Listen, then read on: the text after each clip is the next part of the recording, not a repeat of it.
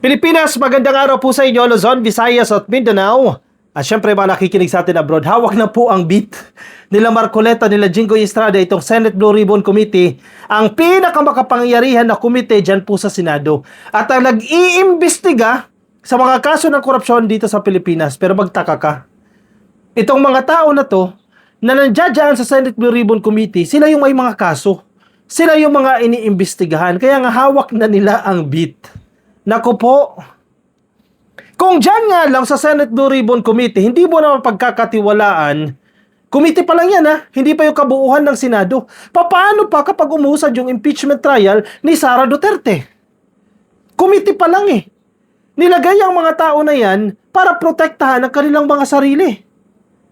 Ano pa yung kabuuhan ng Senado? Natatayong impeachment court, natatayong senator judges sa impeachment trial ni Sara Duterte. Wala tayong aasahan. Walang credibility ang Senado. Yung kasalukuyang majority dyan, mga tuta ni Sara Duterte yan. Paano kayo pagkakatiwalaan ng taong bayan? Kahapon lang yung drama ninyo dyan sa Senado. Napakagulo. Tapos ito, maglalagay kayo ng mga tao sa Blue Ribbon Committee, the most powerful committee dyan sa Senado, na may mga kaso. Paano nila imbestigahan ang kanilang sarili? So walang duda. Walang doubt ka, Coffee, 100% sure. Itong majority dyan sa Senado, tiyak na poprotektahan si Sara Duterte at gagawin nila ang lahat para hindi umusad ang trial proper. I-dismiss na lang nila yung kaso ni Sara Duterte. Kaya ang public, malaki ang papel dito eh. Yung public pressure eh. Singilin natin itong mga senador na yan. Nakakatawa. Anyway, update, may whole departure order na po kay Marcoleta, no? Bago tayo sumalang. Hawak na nila ang beat.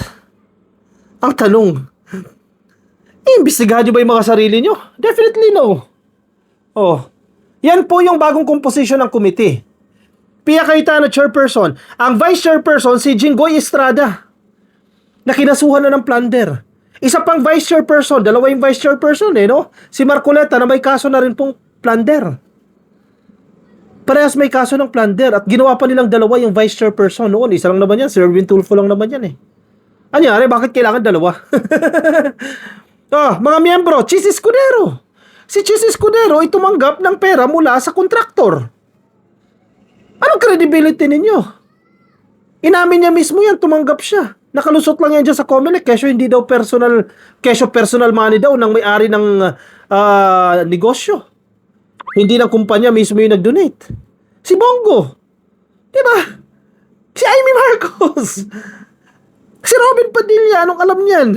Si Camille Villar at si Mark Villar. Si Mark Villar, dating secretary ng DPWH, the most corrupt government agency. Tapos inilagay ninyo para mag-imbestiga. Inilagay ninyo maging parte ng Blue Ribbon Committee.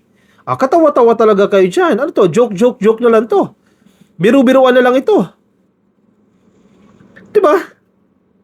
Anyari? Tapos si Marcoleta ngayon, sabi niya, I cannot be, paano sabi niya? You cannot silence me. Parang ganun yung kanyang linyahan eh. Nakalimutan ko yung exact term, no? Sa Tagalog hindi niyo ako mapapatahimik. Bakit? Pinapatahimik ka ba ng gobyerno? Kasalanan ba ng gobyerno na tumanggap ka ng 30 million mula kay Mike Defensor? Kahit bawal?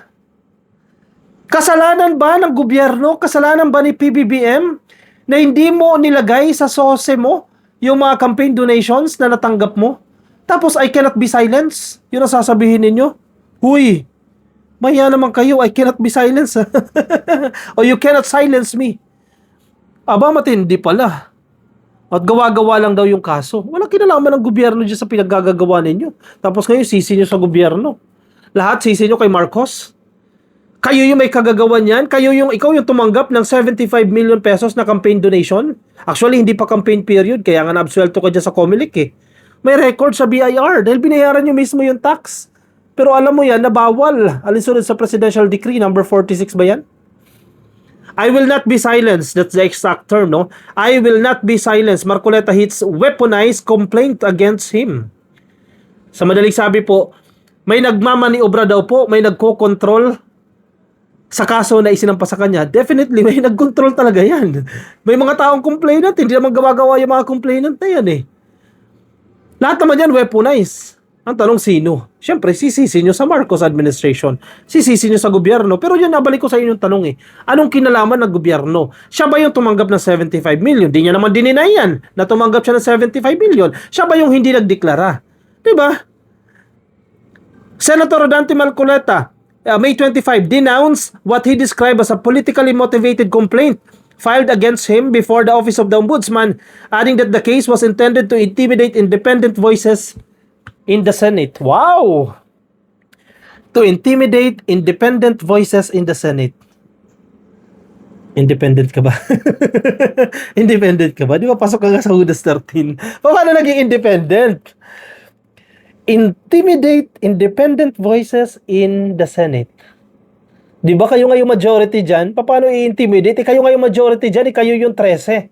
I-intimidate mo yung minority siguro, no? Pero kayo ngayong dominant group dyan, kayo yung majority. Hindi ba nagsisinkin sa utak ninyo yan? Paano kayo i-intimidate? Kayo ngayong dominant group. Kayo yung majority.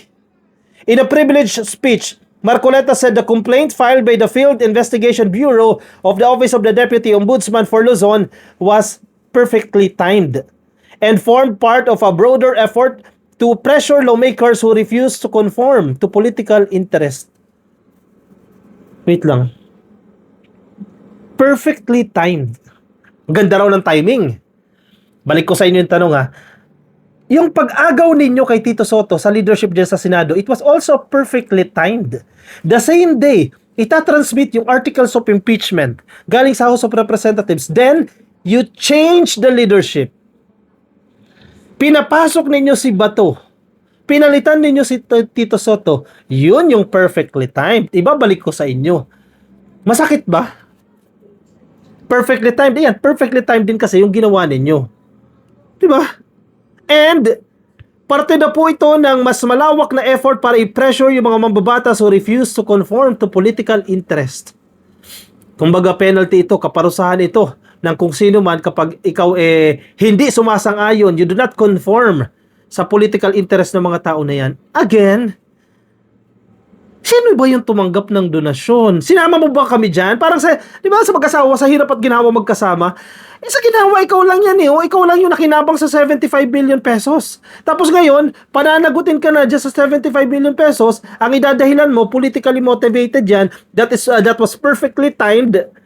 Parte ito ng effort para intimidate kami. Hindi nga nagsolo ka dyan sa kasiyahan na yan o 75 million. That's a huge amount of money. Tapos ngayon, isisi nyo sa gobyerno. The trumped-up charges filed against me and some of my friends are not merely legal accusations. They form part of a deeper and more nefarious design to intimidate independent voices, to punish dissent, and to warn every senator that the price of asking hard questions could lead to personal damnation. Sabi ni Marcoleta. Ang ganda pa ng English, no? To punish dissent. Lalim Kapag ikaw daw po ikumontra, paparusahan ka. Yun nga raw, yung penalty, yung parusa. Kasi kumukontra sila Nagtatanong daw po sila ng mga hard questions, mga difficult questions. Sino nagpipigil sa inyo na magtanong? Nagawa nyo nga mag-fake news dyan. Amy Marcos, nagawa nyo nga mag-fake news dyan Tapos ngayon, parang kayo pa yung api. Again, kayo ang majority. Hindi ba nagsisingkin sa isip nyo yan? Kayo yung nasusunod dyan. You have the numbers. 13 kayo out of 11. Marcoleta, along with former lawmaker Michael Tan, si Joseph Varias Espiritu and Aristotle Baluyot Viray, sila po yung sinampahan ng kasong plunder at indirect bribery. Diyan po sa ombudsman, dahil po sa pagtanggap ng 75 million pesos na donasyon, na regalo, kahit ipinagbabawal po yan. Malinaw na malinaw, kayo yung gumawa ng krimen dyan. Di ba? Ano mangyayari ngayon? Balik tayo doon sa main topic, sa main argument, Sila na ang may hawak ng Blue Ribbon Committee. Gantihan na yan. Yung hindi ginawa ni Lacson, gagawin na ni Marcoleta yan. Nila Jinggoy Estrada. Magpapasok na yan ng mga gawa-gawang witness para ituro si Romualdez, ituro ang mga kaalyado ng administrasyon. Gantihan. Kaya kayo ginagawang katatawanan diyan sa Senado, kaya tinatawanan kayo. Kayo na mismo nagsasabi, Si Zubiri mismo. Sila Senator Raffy Tulfo mismo. Kayo na mismo nagsasabi. Ang baba ng level ng Senado ngayon dahil sa ginagawa nilang mga acting-acting. Sa mga privilege speech lang ni Amy Marcos basura yung video Sino ba nag-direct niyan? Ikaw ba yan, Daryl? Di ba? Lalo kayong tinawanan, puro propaganda, puro akusasyon, puro gantihan. Hayaan nyo na sa amin yan, hayaan nyo na sa mga vlogger yan. Trabaho na namin yan. Yan ang ginagawa namin araw-araw eh. Magtalakay ng mga topic. Kasi mababa ang expectation sa atin. Real talk lang ha. Pero kapag ikaw ay senador, pasahod ka ng taong bayan, mataas ang expectation sa'yo. Amy Marcos, magpapakita ka ng propaganda dyan, unacceptable yan. Senador ka. Di ba? Tinatanggal mo yung reputasyon, credibility ng August Chamber ng Senado as a whole. Higher Congress, di ba? Sinasabi ninyo, mataas na kapulungan. Tapos, propaganda yung ginagawa ninyo. Katawa-tawa kayo dyan. Si Amy Marcos, proud pa, naging vlogger siya eh. Kaya nako, walang tiwala sa inyo ang taong bayan. Hanggat kayo ang majority nakaupo dyan, walang tiwala, walang accountability mangyayari. Puprotektahan ninyo ang mga sarili ninyo. Doon pa lang sa tanong kayo yung iniimbestigahan, kayo yung mga may kaso, pending cases, tapos kayo yung hawak sa investigasyon. Ano yun? Katawa-tawa, di ba? Ay nako, ikomento ang inyong opinion, reaction dyan sa comment section para mabasa po ng iba nating ka-coffee. Mamaya po, alas 4, salamat PBBM, bukas pa pala yun, no? Alas 4 po, Abante Bisaya, kasama natin si Mima Alicia. Alas 4 hanggang alas 5 po yan, isang oras po. No? Abante Bisaya, every Tuesday po yan. Kaso Waray po yung salita namin doon, Bisaya po yung salita namin doon. So sa mga Tagalog, bukas po kayo manood ng Salamat PBBM dahil yun, Tagalog po kami doon. No? Kasama naman si Yayam at si Palirista. Alas 6 naman po yan ng gabi, no? Hanggang alas 7:30, 1.5 hours. Ang Abante Bisaya, isang oras lang po. Alas 4 hanggang alas 5, kasama natin si Mima Alicia. Magkita-kita tayo mamaya. Bye-bye, ka-coffee.